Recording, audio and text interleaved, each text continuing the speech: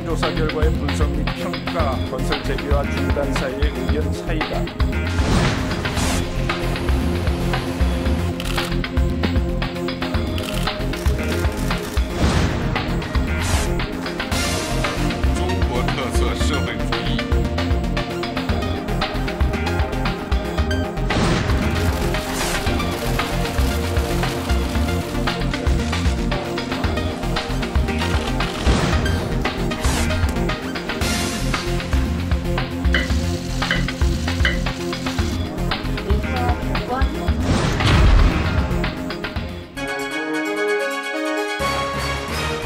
안녕하십니까. 바로 보는 TV 옴부즈맨 강설입니다. 지난주 연합뉴스TV에서는 박근혜 전 대통령 구속기간 연장과 트럼프 대통령의 국빈 방문 소식 등을 신속히 전했는데요. 오늘 연합뉴스TV를 말한다 시간에는 뉴스14, 출발640, 뉴스워치, 뉴스포커스를 중심으로 이재원 시청자 평가원이 모니터한 내용 전해드리겠습니다.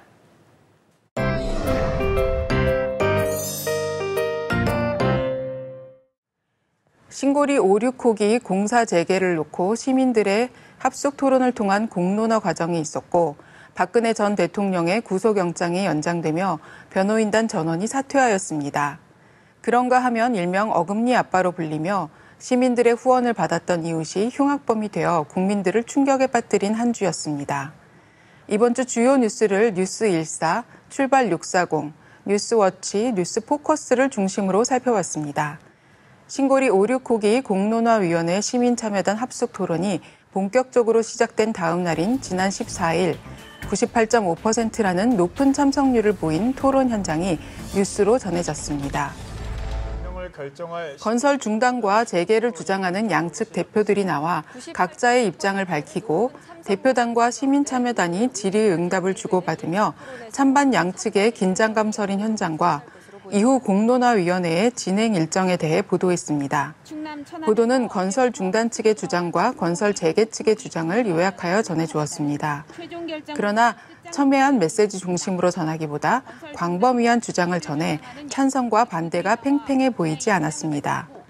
중단 측의 주장으로는 5, 6호기가 추가되면 무려 10기의 원전이 한 곳에 있게 된다며 4차 산업혁명 시대에 현명한 에너지가 필요하다는 당위론을 소개했고 건설 재개 측의 주장으로는 공포는 과학을 이길 수 없다는 발언을 인용하며 전기 공급의 안정성 문제를 강조했다고 전했습니다.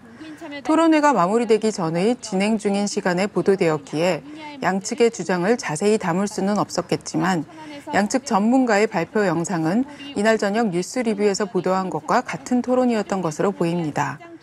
신고리 5, 6호기가 건설되는 위치가 지진 발생이 가능한 지역이며 사고 위험 때문에 반대한다는 입장이나 신고리 5, 6호기 대신 가스 발전소를 건설하면 이산화탄소와 미세먼지가 늘어난다고 주장한 내용을 전해주었다면 시청자들이 해당 이슈의 논점을 파악하는 데 더 도움이 되었을 것으로 보입니다.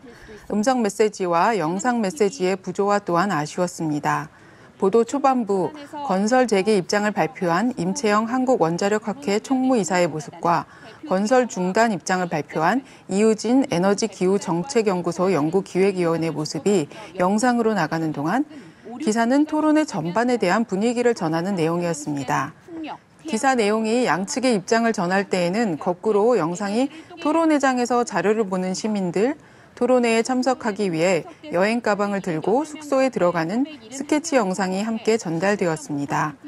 보도 앞부분에서 전반적인 분위기를 전할 때 시민들의 모습을 영상으로 전하고 양측의 주장을 전할 때에는 발표자의 모습을 비춰줬다면 보다 일목요연한 보도가 되었을 것입니다.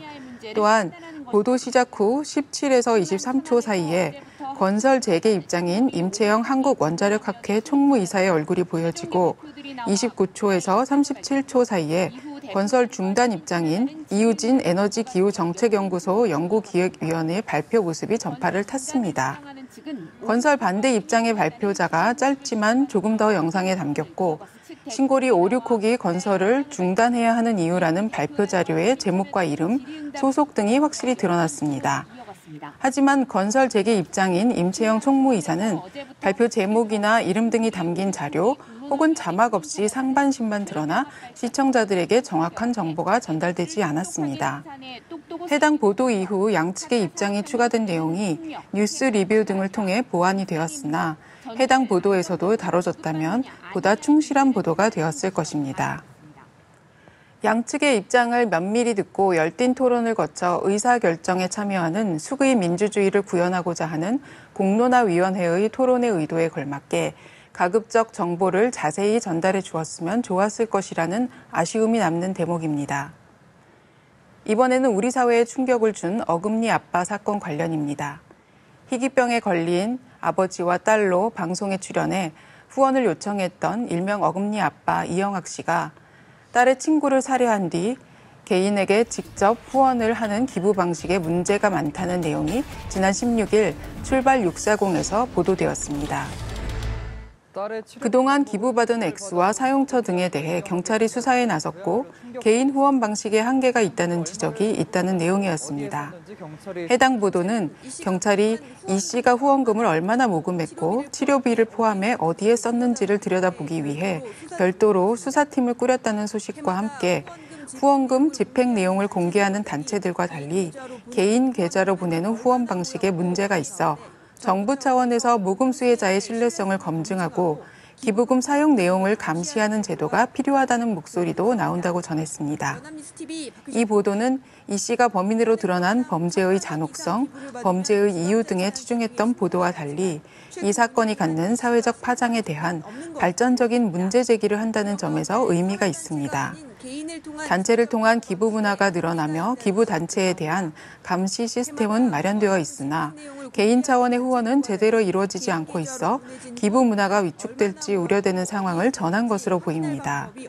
그러나 이 씨가 한 방송사 프로그램을 통해 단체를 경유해 후원을 받았다는 사실이 타 매체에서도 보도가 된 만큼 단체는 후원금 집행 내용을 공개하니 안심이라는 맥락으로 읽힐 소지가 있게 보도해서는 안 될 것입니다. 개인 후원의 문제점을 지적하는 논리는 후원금의 사적인 유용인데 이 씨는 개인 후원이지만 공공성을 가진 미디어를 통해 모금을 했다는 특징이 있다는 점을 간과해서는 안 된다고 여겨집니다. 정부 차원의 제도 마련에 대해 보다 구체적인 문제 제기를 하는 후속 보도를 기대해 봅니다. 지난 17일 뉴스워치에서는 배우와 가수 등 연예인의 수입에 대해 보도하였습니다. 상위 1%의 배우는 한 달 억대 수입을 올리는 데 비해 90%의 배우는 월 평균 52만 원도 채 되지 않았다며 양극화 현상에 대해 보도했습니다. 해당 보도는 배우의 성별에 따라 격차를 전하고 가수의 경우에도 수입의 상위군과 하위군을 다루고 남녀 차이도 역시 다루었습니다.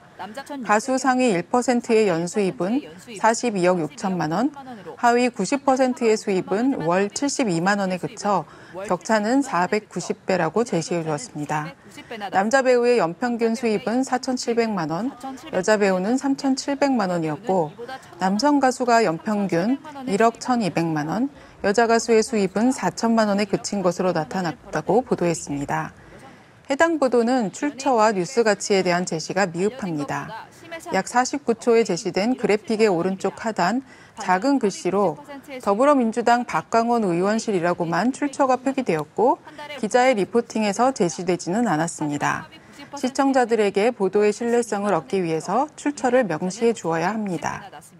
또 배우와 가수의 수입을 나열하였지만 이 같은 수치가 갖는 의미가 무엇인지 혹은 격차가 심하기 때문에 예술인의 생계 지원 차원에서 제도적, 정책적, 보완책 마련을 촉구하고자 하는지 혹은 이 같은 현상의 원인이 무엇인지 등의 메시지가 전혀 없기에 아쉽습니다. 박광원 의원실에서 국세청으로부터 받은 자료를 릴리즈한 것을 보도한 것으로 보이나 시청자들에게 뉴스 가치에 대한 최소한의 해설은 덧붙여야 할 것입니다. 지난 17일 뉴스포커스에서는 박근혜 전 대통령 구속영장이 연장된 뒤 변호인단 전원이 사퇴하고 사실상 재판을 거부한 사태가 일어나자 김현 더불어민주당 대변인과 차명진 전 새누리당 의원이 출연해 정치권의 파장에 대한 토론을 벌였습니다. 김 대변인과 차 전 의원은 박 전 대통령의 결정이 정치적 행보라는 입장은 같이 했으나 향후 전망에 대해서는 엇갈린 주장을 내놓아 정치적 성향에 따라 다양한 입장을 들을 수 있었습니다. 먼저 차 전 의원은 박 전 대통령이 정치도 배제하고 태극기 부대에게 메시지를 보내는 것이라고 바라봤고, 김 대변인 역시 지지자를 결속시키려는 의도라고 분석했습니다. 재판 거부, 박 전 대통령, 옥중 정치 나서나라는 자막으로 시청자들의 이해를 도왔습니다. 박 전 대통령의 행보를 정치적 행위로 파악한 두 사람은 박 전 대통령의 행동으로 인해 자유한국당 친박 의원들의 입장이 난처해졌다는 데에 뜻을 같이 했습니다. 정치적 성향이 다른 두 사람은 각기 다른 입장을 내세우며 시청자들의 이해를 도왔습니다. 박 전 대통령과 문재인 대통령이 대척점에 있다는 차 전 의원의 발언에 대해 김 대변인이 문제 제기를 했습니다. 차 전 의원은 박 전 대통령이 정치 보복이라는 표현을 쓴 데 대해 최순실 입과 시간이라는 변수가 있다며 박 전 대통령과 대척점에 있는 문재인 대통령의 지적과 관련되어 시간이 흐르면 달라질 수 있다. 정치는 제로섬 게임이라고 말했습니다. 김 대변인은 박 전 대통령의 대척점은 국민이라고 정정하고 문재인 대통령과 박근혜 전 대통령을 비교하는 것은 현실적으로 안 맞는 프레임이라고 차 전 의원의 의견을 반박했습니다. 또 두 사람은 박 전 대통령의 향후 행보에 대해서도 엇갈린 주장을 했습니다. 김 대변인은 재판을 받지 않는다는 건 사법부의 판단을 부정하는 것이라며 언제인지 모르지만 결국 재판을 받을 것이라는 입장을 보인 반면, 차 전 의원은 박 전 대통령을 20년간 와신상담한 사람이라며 정치적 법칙을 터득해서 자기 지지자들에게 메시지를 주는 것이라고 바라봤습니다. 차 전 의원은 본인은 본인의 길을 갈 것이라고 전망했습니다. 반면 김 대변인은 박 전 대통령은 은둔 생활을 하지 않았다고 반박하며 대통령으로서 책임을 최순실에게 돌리며 피해자 코스프레를 하는데 그것을 믿을 국민은 없다고 반박했습니다. 해당 보도는 토론 15분여에 박 전 대통령 구속부터 변호인단 사임까지라는 제목으로 3월 31일 박근혜 전 대통령 구속부터 10월 13일 구속 연장 결정 등 이번 사건과 관련된 일정을 일목요연하게 그래픽으로 정리해 주어 시각 자료를 잘 활용하였습니다. 다만 앵커가 미리 마련된 질문 외에 추가 질문을 하여 시청자들의 궁금증을 해소해 준다면 좋을 듯합니다. 예를 들면 차 전 의원이 박 전 대통령이 자신의 길을 갈 것이라고 전망하는 경우 차 전 의원에게 추가 질문을 하여 예상되는 선택지를 들어보는 식의 진행이 가능할 것입니다.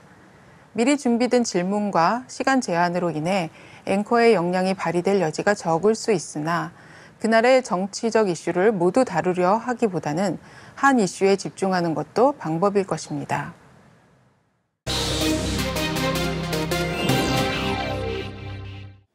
이번 순서는 주말에 방영되는 제작 프로그램을 대학생의 시선으로 분석하고 평가한 내용을 들어보는 캠퍼스 TV 리포트 시간입니다. 이번 주는 숭실대학교 건축공학과 김다혜 학생 나와 있습니다. 안녕하세요. 네, 안녕하세요. 지난주에 어떤 프로그램을 모니터링했나요? 네, 저는 매주 토요일에 방영되는 클릭 베스트 컷을 모니터했습니다. 클릭 베스트 컷은 한 주간의 주요 뉴스를 사진으로 살펴보는 프로그램인데요. 지난주에는 최재구 기자와 함께 추석 연휴를 되돌아봤습니다. 자세한 모니터 내용 지금부터 전해드리겠습니다. 지난주 클릭 베스트 컷은 길었던 명절, 추석 연휴를 언급하면서 시작됐습니다. 첫 번째 사진은 한 남성의 다리 보호대에 새겨진 문구가 소개됐는데요. 이 장면에서는 사진 속 주인공은 과연 누구라는 자막과 함께 궁금증을 자아냈습니다. 최 기자가 사진 속 문구의 의미와 주인공인 이승엽 선수를 바로 설명해줘서 궁금증을 해결할 수 있었습니다.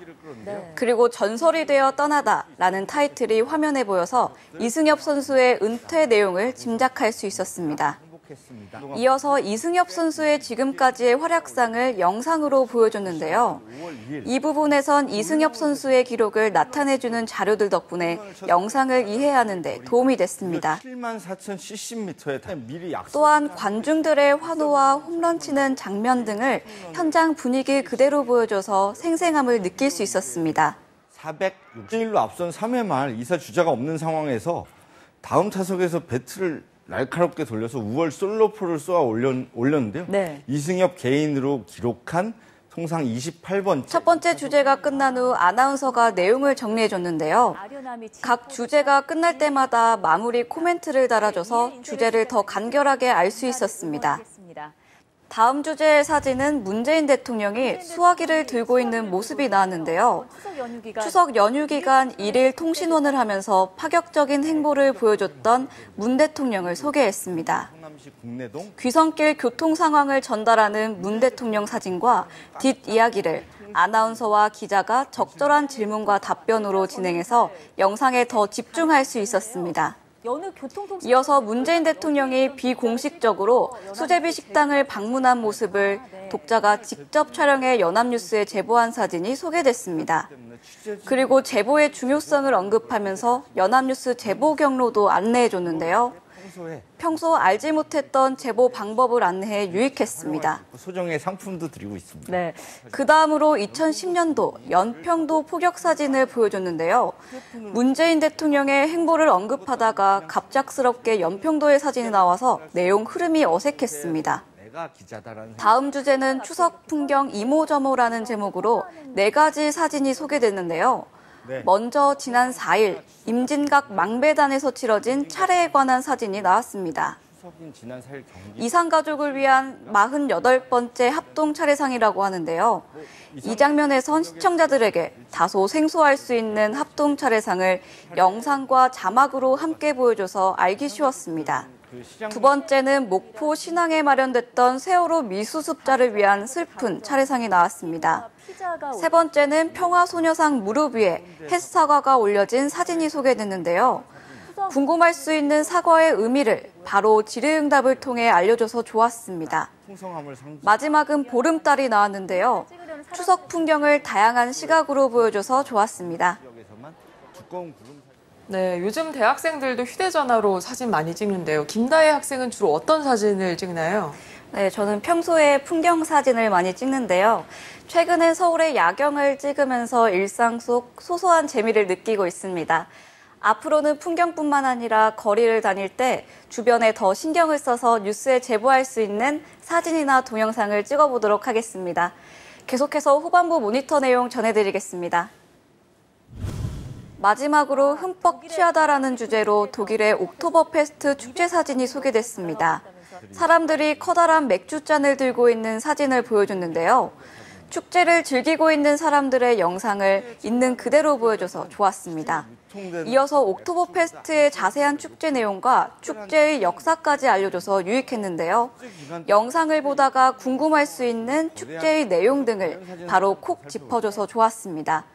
우리가 미처 알지 못했던 해외의 축제를 구체적으로 설명해줘서 인상 깊었습니다. 마지막으로 테마가 있는 사진이라는 타이틀과 함께 추석 연휴 다양한 사진들이 나열됐는데요.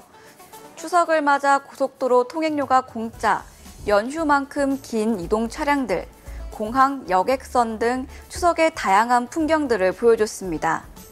이 장면에서는 생기 있는 배경음악이 사진의 내용을 더욱 부각시켰고 사진에 맞는 적절한 자막이 나와서 쉽게 내용을 알 수 있었습니다.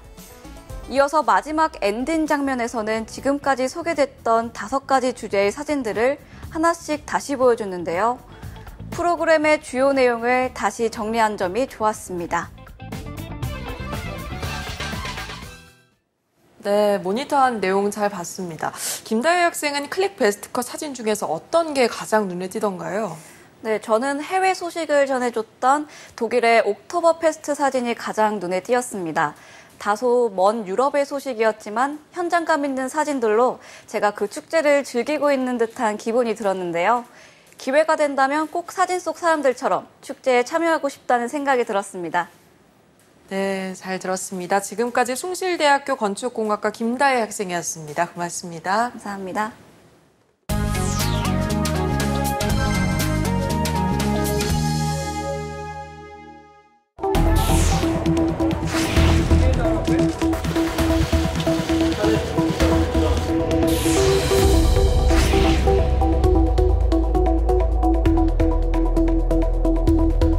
아직까지 너무나 꿈만 같습니다. 신방 죄송합니다.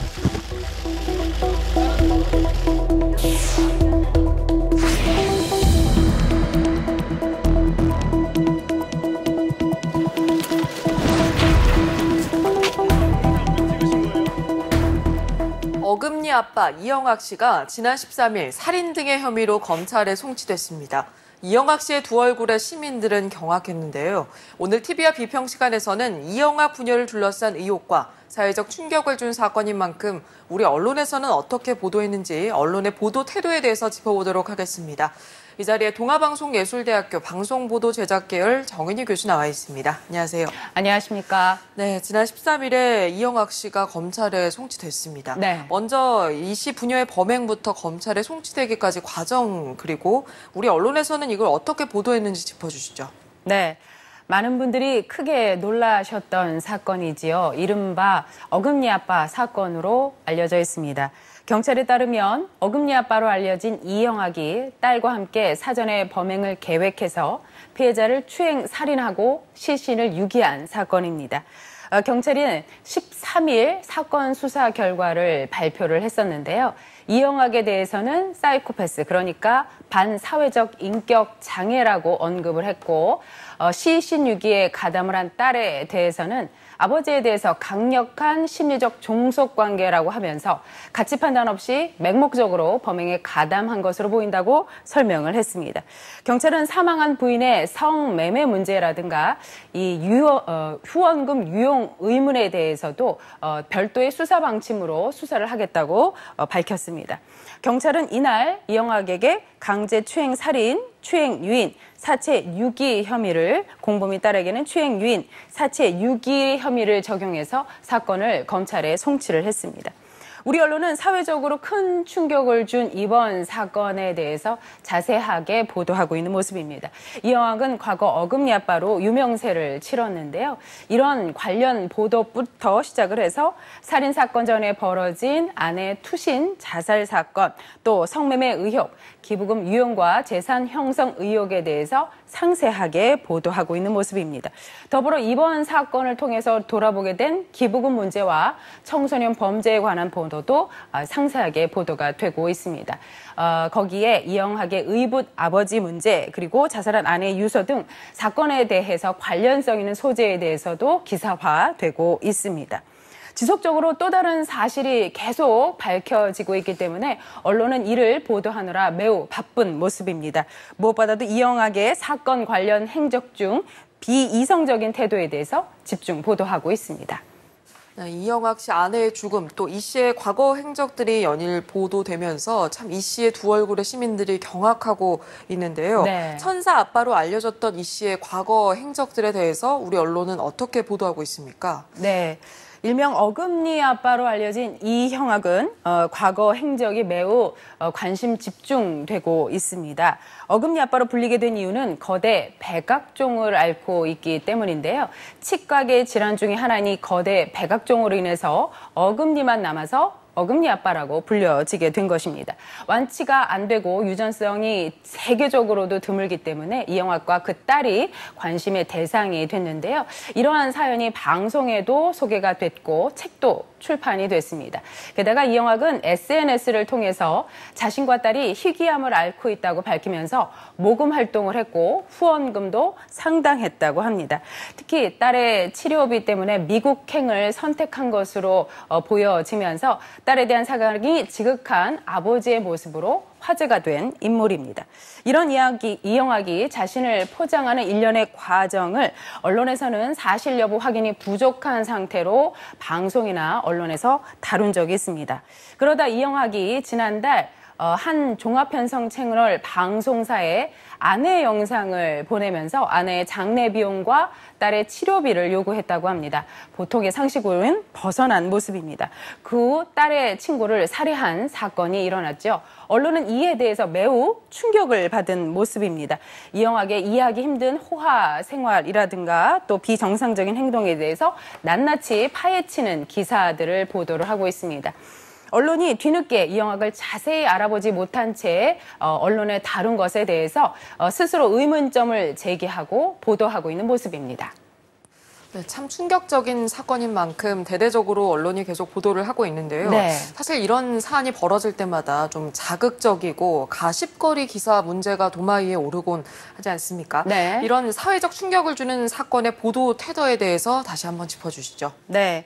이번에도 살해된 여중생에 대한 이영학의 추행 정도라든가 또 이영학이 범행에 사용한 것으로 추정이 되는 특정 약물에 대한 기사가 많았습니다. 특히 이 약물에 대해서는 굉장히 상세하게 보도가 되고 있는데요.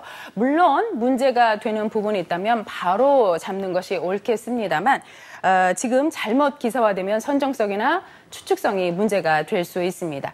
이영학의 두 얼굴을 짚어내고 상세하게 보도하는 것이 중요합니다. 자칫 사건 본질 이외의 문제가 이슈가 될 경우는 매우 조심스럽지 않나 싶습니다. 중심 있는 보도 행태가 필요해 보입니다.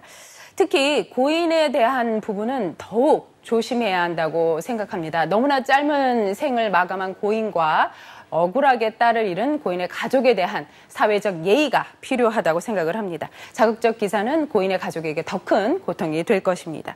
이렇듯 사회적 충격을 주는 사건에 대해서 예를 한번 들어보겠습니다.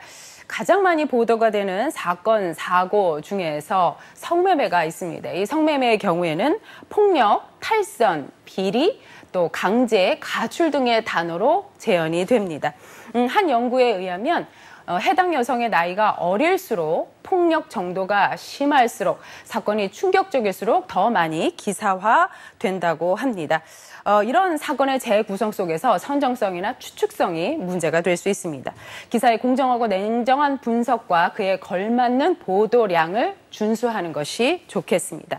게다가 이런 충격을 주는 사건에는 가해자도 있지만 피해자도 있습니다. 이 피해자는 기사의 선정성이나 추측성으로 인해서 피해자의 신상 정보와 함께 이 기사를 통해서 또 한 번 알려지면서 더 큰 피해를 받을 수도 있습니다. 이런 부분에 주의를 기울이는 것은 당연한 보도 행태로 보여집니다.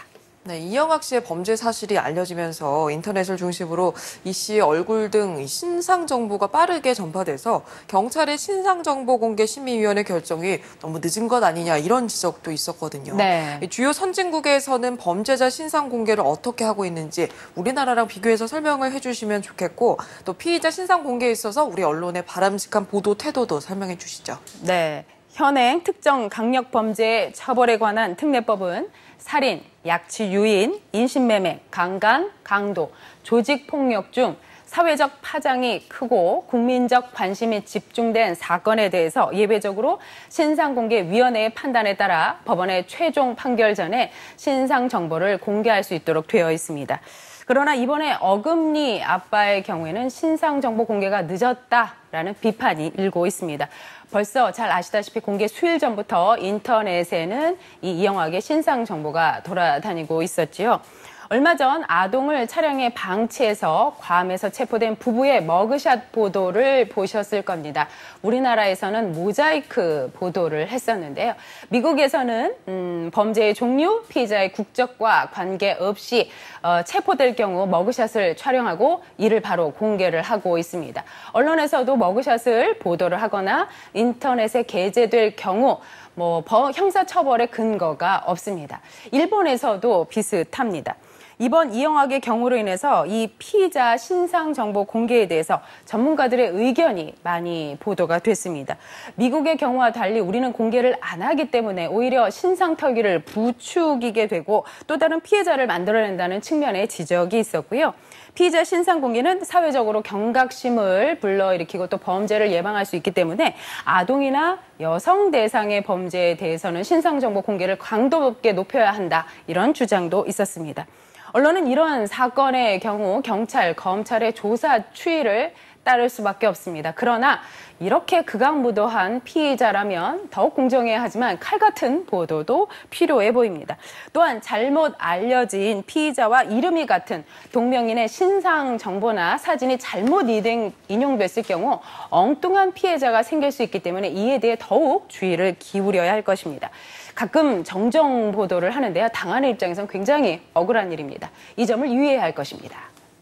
네, 말씀 잘 들었습니다. 지금까지 동아방송예술대 방송보도 제작과 정은희 교수였습니다. 네, 고맙습니다. 네, 저희 옴부즈맨 제작진은 시청자 여러분의 다양하고 소중한 의견을 기다리고 있습니다. 방송을 보시고 느낀 소감을 연합뉴스TV 홈페이지 시청자 게시판이나 SNS로 보내주시기 바랍니다. 저희는 다음 주에 다시 찾아뵙겠습니다. 시청해주신 여러분 고맙습니다.